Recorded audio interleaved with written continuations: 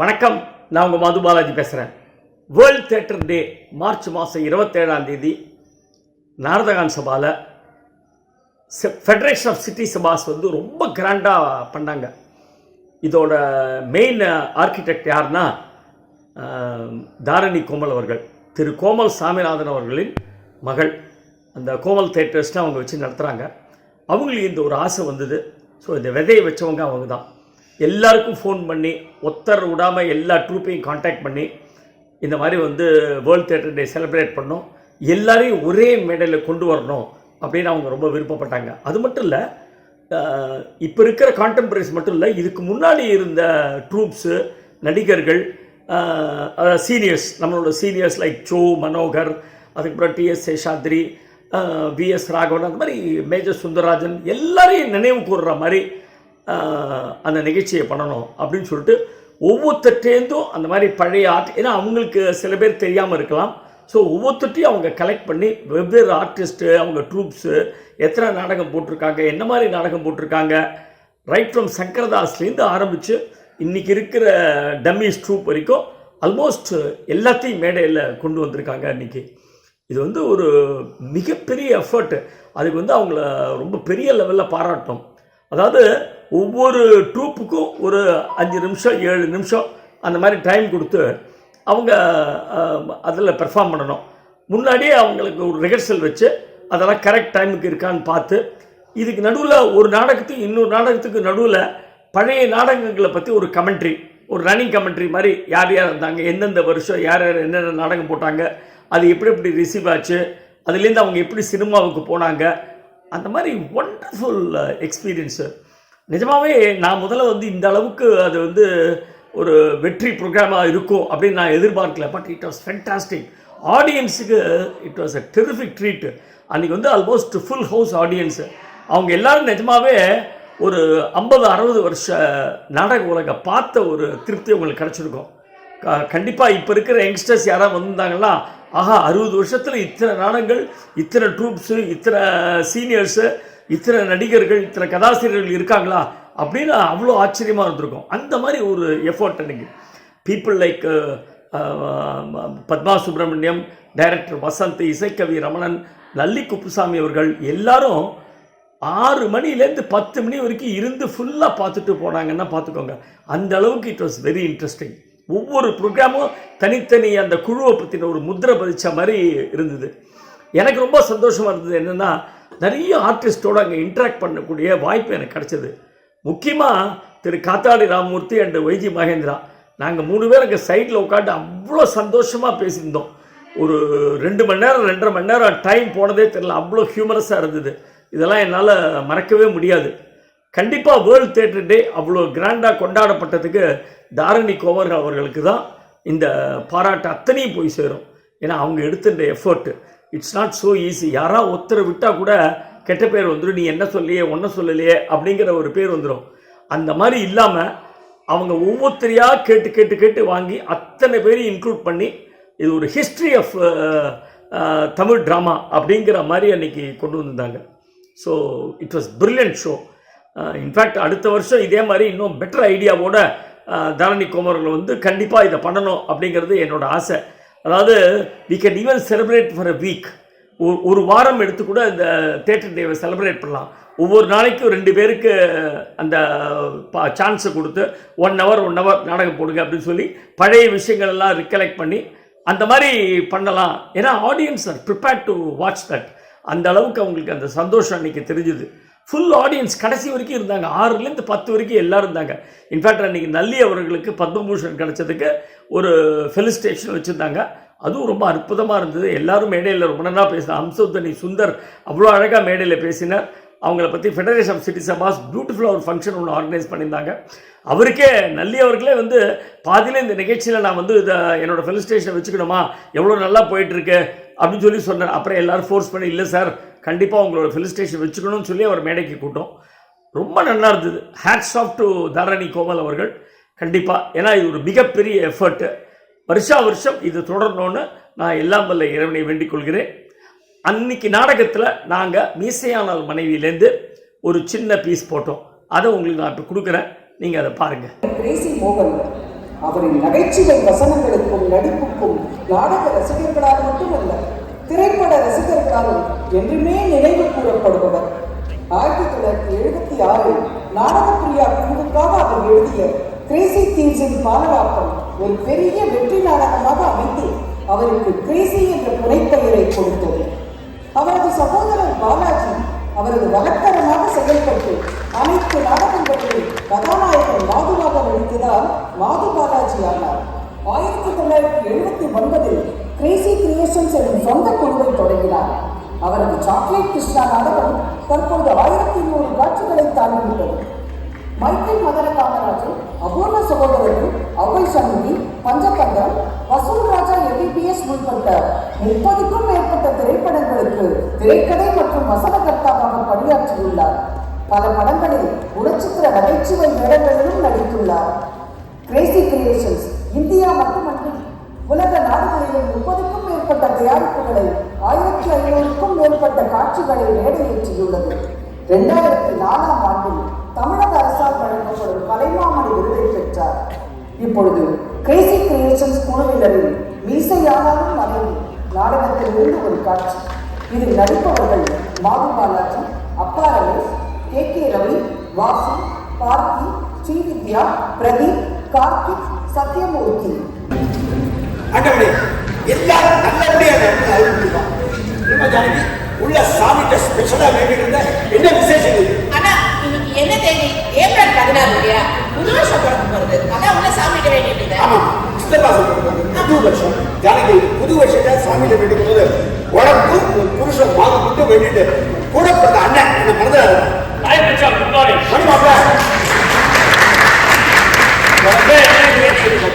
ஏதோ ஆபீஸ்க்கு போறவங்க ப்ரொமோஷனுக்காக நினைக்கலாம். உனக்கு வேலை வெற்றி கிடையாது. ஜானகி கல்யாணத்துக்கு கிராமத்துல இருந்து ஆபீஸ் குவார்டர்ஸ் செட்டில் ஆயிட்டேன். வேளாண்மைக்கு டிஃபன் காபி சாப்பாடு வெங்கடாஜலபதியை டிஸ்டர்ப் பண்றவனுக்கு அப்படி என்ன பிரச்சனை உனக்கு? கல்யாணம் வாழ வச்சு எடுக்கிறேன். இதுக்கு லட்சணியா படங்க ஓகே எடுக்க 51 வயசாகுது உனக்கு. இந்த வயசுல நீ ஒரு பொண்ணுக்கு தாலி கட்டினா அது பேர் கல்யாணம் இல்லை, ஈவ்டீசிங். உங்க அண்ணனுக்கு உடம்பு வியாதியை கொண்டு போய் வருது. ஒரு வாரத்துல மாம்பழத்துல ஒரு ஃபிளாட்ல கொண்டு பார்க்க போனோம். பொண்ணோட ஃபிளாட் 6வது மாடியில் இருக்கு. அன்னைக்கு பக்கத்துல லிஃப்ட் ஒர்க் பண்ணல. நானும் மச்சால படியே ஆரம்பிச்சோம். நீ பார்க்கவே இல்லை. 3வது மாடி போகும்போது வாயில வந்து கீழே உட்காந்து அந்த பொண்ணோட ஃபிளாட்டுக்கு போகும்போது உங்க அண்ணன் ஃபிளாட். ஆனா நீ கவலையே படாத. இப்ப நான் உள்ள வெங்கடாஜலபதி வேண்டிட்டு இருந்தே உனக்காக தான். இந்த புது வருஷத்தையாவது எங்க அண்ணா ராமானுஜன் ஒரு நல்ல வழிகாட்டுவான்னு வேண்டிட்டு இருக்கேன். இந்த வருஷம் மட்டும் உனக்கு கல்யாணம் ஆச்சு திருப்பதி கழிச்சு வந்து பொண்ணு பொண்ணுதான் வேண்டிட்டு இருக்கேன்னா திருப்பதி வரைக்கும் போனோமா? இங்க ஒரு வருஷம் போச்சுன்னா இருக்கிற வழிக்கு இங்கே போட்டேன். பாத்தியா புருஷன் மாது இருக்கிறது எனக்கு கல்யாணம் ஆகும். எப்படிமா போன வாரம் அப்படிதான் பொற்பாக்க போன இடத்துல என்ன இன்ட்ரோடியூஸ் பண்ணும்போது என் ஒய்ஃபோட பிறந்த அத்தோடு நிறுத்திக்க வேண்டியது. கூடவே எனக்கு அப்பா மாதிரி அங்க இருக்க நான் ஏன் கிழவா மாதிரி கேட்க நல்ல காரியத்தை உண்மை பேசுறேன் என்ன உண்மை பேசுறேன்றீங்க. சரி போய் சொன்னா என்ன போய் சொல்றேன்றீங்க. அப்பா இருக்குல்ல உண்மை பேசுறீங்க அப்படின்னா அன்னைக்கு பொய்யா. ஆனா பொய் தான் பேசுறது அட்ஜஸ்ட் பண்ண ரெடியா இருந்தா அன்னைக்கு பார்த்து அரிச்சதை உண்மை பேசுகிற கழுத்தை இருக்கு. அண்ணா நீ கவலையே படாத. இனிமே உன் மாப்பிள்ள பொய்யே சொல்ல மாட்டாங்க. ஆமாண்ணா நீ பொண்ணு தூங்கிட்டு இருக்குது என்கிட்ட வந்து ஜனகி இந்த புது வருஷத்தை நான் பொய்யே சொல்ல மாட்டேன் என் தலைமை நடிச்சு சத்தியம் பண்ணியிருக்கேன். மச்சா இல்லைங்க நீங்க நானும் ஜாலியும் மேட்ரிக்ஸ் சினிமா போகிறோம். நீங்க வீட்டை பார்த்துக்கங்க. சினிமாவா? அப்போ ஆபீஸ்ல நீங்க ஆபீஸ்லயே படிச்சா புது வருஷம் இல்லையா மேரேஜ் லீவ் விட்டுருக்காரு. புத்தாண்டு நல்வாழ்த்துக்கள், புத்தாண்டு நல்வாழ்த்துக்கள், ஹாப்பி நியூ இயர். ஆனா மீசைச்சி என்ன சார் ஏத்த பார்த்தாலும் மீசைச்சின்ற அழகா சின்ன போட்டா கண்டோவை மீசை இருக்கிற மட்டும் மீசைச்சின்னா சொல்லிட்டு என்னடா போட்டோ ஸ்டுடியோ கட்டியா? என்ன மாப்பிள்ள சீனு உங்க ஆபீஸ்ல கூட ஒர்க் பண்ணோம். ஓகே அது என்ன போட்டோ ஸ்டுடியோ சைட் பிசினஸ். நீங்க அதாவது மெயின் பிசினஸ் ஆபீஸ்ல சைட் பிசினஸ். அஞ்சாரு ஒரு 500 ரூபாய் விட்டு எதுக்குடா? அதான் உங்க வைஃபோட மேட்ரிக் ஷோ போறேன்னு சொன்னல டிக்கெட் எடுக்கலாமா? ஏன் பாச்சு நான் மாப்பிள்ள சினிமா போறேன் அது கூட நீ போக வேண்டியது. நான் எப்படி சார் போகுது? எனக்கு ஆபீஸ் இருக்கு. ஆபீஸ்ல லீவ் ஆச்சப்பா. ஆபீஸுக்கு லீவா? என்ன பணைய சொல்லாத. ஆபீஸுக்கு ஒர்க்கிங் டேவா? புது வருஷத்துக்கு போய் சொல்ல மாட்டேன்னு சொன்ன லெட்டர் இதானா? தானிக்கு இந்த பொய்யை நான் நேத்தே உங்ககிட்ட சொல்லியாச்சு. இந்த வருஷம் அட்டெண்ட் அது வராது.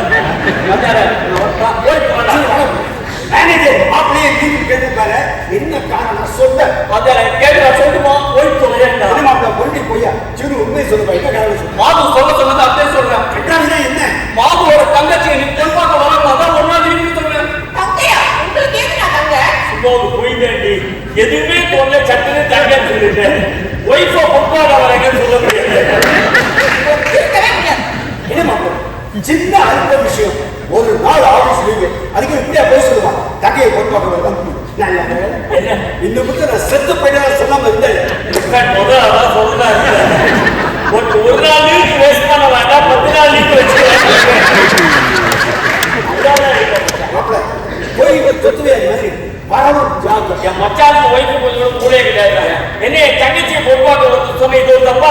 மேனேஜர் வேலை இருக்குன்னு பாத்துட்டா போகிறாரு. வாத்தியார ஒரு மனுஷன் தெரிவிப்பான், மேனேஜர் அந்த மாதுவோட தங்கச்சியை பொன் பார்க்க வராங்க, அதான் ஒரு நாள் நீங்க சொன்னா அவங்க அவசியம் இந்த மச்சான கலந்துருக்காப்பா. பாவி என்ன நீங்க முதலே சொல்ல எப்படி சொன்னது? நீ யாரு அப்படின்னு இன்னும் போய் சொல்லி வச்சுட்டு எனக்கு என்ன தெரியும்? ஹலோ மேனேஜரா, குட் மார்னிங். நான் தான் மாது பேசுறேன். அது நான் மேனேஜர் பேசுறேன்.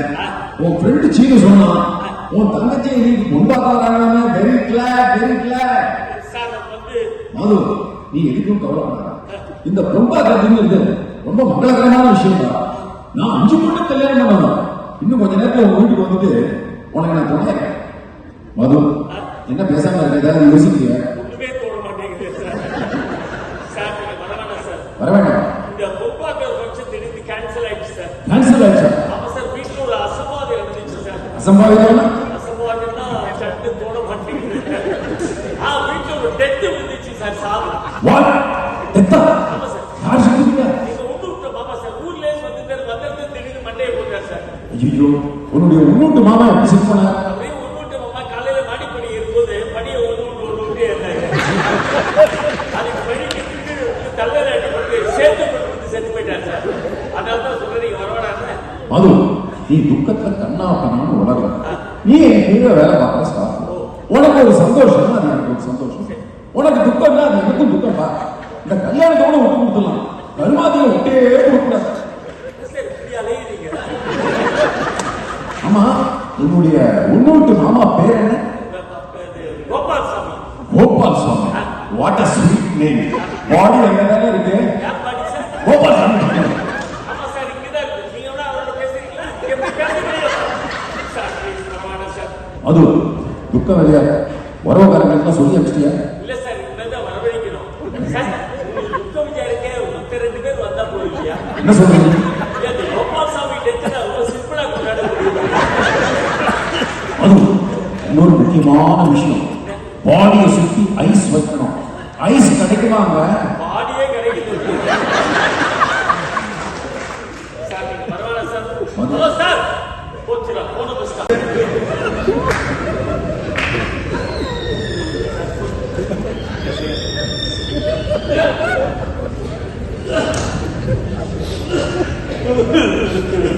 மாது ஹாப்பி கங்க்ராச்சுலேஷன். Happy congratulation. செத்து போன கோபால் சாமி, உனக்கு என்ன உறவு? ஒன்னோட பெரியப்பா. உன்னை யாராவது கேட்டாங்களா? கேட்கும்போது பதில் சொல்ல. எனக்கு ஒண்ணு விட்டு மாமா சார், பட் அவரும் ஒண்ணு விட்டு பெரியப்பா. அப்ப எனக்கு அவர் ஒண்ணு விட்டு பெரியப்பா, ஒண்ணு விட்டு சித்தப்பா. எல்லாருமே டிஸ்டன்ஸ் ரிலேட்டிவ்ஸ் மந்தத்தை திரித்து மண்டையை போட்டு யாருக்கு என்ன ரிலேஷன் எங்களுக்குள்ளே ஒரே குழப்பம். கொஞ்ச நேரத்துக்கு முன்னாடி அந்த மலர்மாலையா கோபால் சாமி பாடி மேல போடும்போது அவர் கால் என் கையில போட்டு சாதாரணமா செத்து போனா உடம்பு சில்லுன்னு இருக்கும் பாரு. இவர் எல்லாம் சுட சுட தட்டு போயிருக்காரு. சாதத்துக்கு முன்னாடி ஒண்ணு விட்டு மாமா சுட சுட வெந்நீர் குடிச்சுட்டு சூட டம்மு இருக்கு. அதான் பாடியில சூடு. இல்லப்பா, பார்த்தா செத்து போன மாதிரியே இல்லை, நடிக்கிறாங்க சார். படவாளன் நிறைய படத்துல படமானத்தில் மனவாளன் செத்து போன ஒண்ணு விட்டு மாமா ஓன் பிரதர் 2 பேரும் பிரிச்சு இந்த சினிமாவெல்லாம் நடிப்பாரு. ஓஹோ, நீ அந்த சினிமாவை சொல்றியா? தீபாவளி ரிலீஸ் ஆத்தா நான் குணமாயிட்டேன். டெட்லி படம், நல்ல ஆக்டிங். அவர் வரலையா? போன் பண்ணிட்டு ஷூட்டிங் போயிருக்காரா? வந்துருவாரு. அப்போ வந்தவொடனே பாடி எடுத்துருவீங்க. இல்ல நீங்க போன உடனே எடுத்துருவோம்.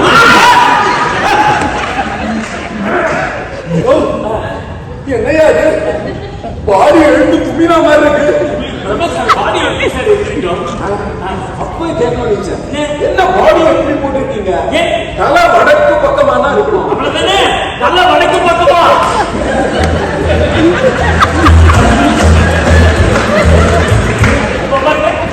யோ, எப்படியோ சரியா போச்சு. அது முதல்ல இருந்து அப்படிதான் சார். 1 2 1 2 அது ஒரு தடவை பண்ணுங்க.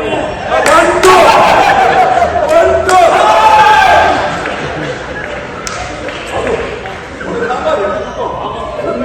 ஒண்ணு விட்டு மாமா செத்து போன துக்கம். இன்னொரு இப்படி தங்கச்சியோட நிச்சயதார்த்தம் நின்று போச்சு. ஐ அம் எக்ஸ்ட்ரீம்லி சாரிப்பா. சார் இது வந்து என் தங்கச்சி சார். பொன்பாக்கம் நின்று போச்சு. அழுவாதப்பா அழகி. சொந்த தங்கச்சியா? சொல்லவே வேணாம்ப்பா. அச்சு ஜாட உன்ன மாதிரியே இருக்கா. அப்பா இது எப்படி? என்னன்னா சொல்றாரு இப்ப என்னமா பிரயோஜனம்? நின்னு போன கல்யாணம் நின்னு போனதுதான். நீ எதுக்கும் கவலைப்படாத. மூடிய சீக்கிரத்துல உனக்கு நல்ல இடத்துல கல்யாணம் நடக்கும். இல்ல என்ன போய் தங்கச்சி அது மட்டும் சொல்லலாமா? பொன்பாக்கம் திருப்பி போயிட்டாங்க. வருத்தம் பாத்தியா? கவலைப்படாத. இந்த பையன் போனா இன்னொரு பையன் வருமா? பையன் போனா பையன் வரும். ஆனா வேலை போனா போறது இருக்கவே இருப்பாரு. அது சரியா? அது தங்கையோட அண்ணா. தங்கியோட அண்ணா உனக்கும் அண்ணா தானே? மாப்பிள்ள என்ன சொல்றாரு? என்ன உன்ன மாப்பிள்ள? அவர் என்ன மாப்பிள்ள மாதிரி அவனை மச்சான் தான். நாங்க 2 பேரும் அண்ணா தம்பி மாதிரியே பழக மாட்டோம். மாப்பிள்ள மச்சான் மாதிரி க்ளோஸா பழக மாட்டோம். அவருக்கு வேலை வெட்டி கிடையாது. என்ன நம்பிதான் இருக்காரு. எனக்கு பற்றி வேலை போச்சு. அவர் தான் முதல்ல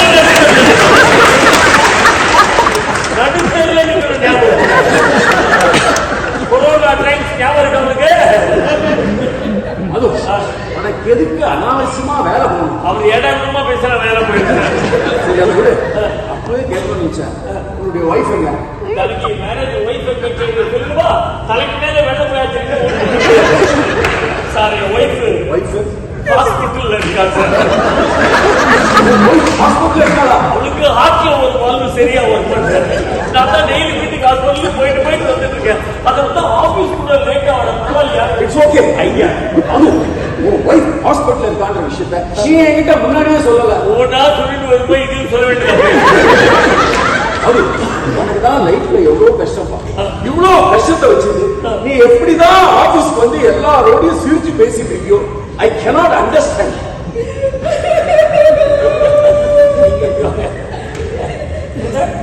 பாவம் அழுதுட்டே போறா. அண்ணாவோட தங்க சின்ன தூக்குத்தான கண்டுபிடிச்சுக்குவேன். போதும், இதுவே என்னால பொறுத்தவே முடியாது. இப்ப கவனிங்க என்ன சொல்றாரு தங்கியோட அண்ணா. Hello, office quarters first time நான் இங்க வரேன். இந்த டெத்துக்கு வந்துட்டு போயிட்டு வரேன்னு சொல்லக்கூடாதுப்பா. இப்பெல்லாம் சொல்றாங்க சார். அப்படியா? என்ன போடுறாங்க, நிறைய லைட்ஸ் எல்லாம் வருது. அப்படியா? சார் யாரு? கோபால்சாமி. கோபால்சாமி அல்ல, அவர் பேரும் கோபால்சாமி தான். ஓஹோ, இவரோட சிஸ்டர் தான் எங்க ஒண்ணு விட்ட மாமாவோட ஒய்ஃப். ஆமா வைஃப். இது அவரோட சிஸ்டர். சிஸ்டரா? இது அவரோட சிஸ்டரா? என்னையா போட்டோல பார்க்க இவ்வளவு எந்த சின்ன வயசுல சுமங்கலியா போயிட்டாங்க.